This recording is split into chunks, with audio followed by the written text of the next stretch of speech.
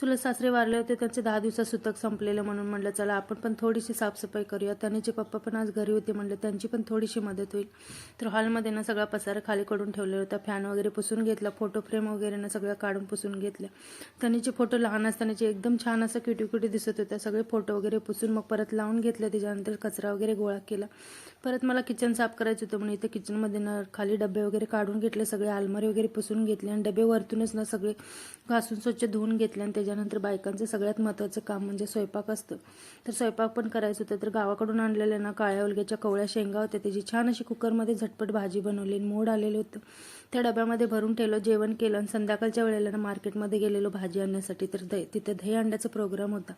10 मिनटं तिथं बघितलं, भरपूर अशी गर्दी होती. तिथून मग परत भाजी वगैरे घेतली आणि घरी आलो. घरी आल्यानंतर ना छावा पिक्चर लागलेलं होतं, ते बघत मस्त असं कोथिंबीर वगैरे नीट केली. तर कसा वाटला मिनी ब्लॉग? आवडला असेल तर लाईक, शेअर आणि सबस्क्राईब करायला विसरू नका.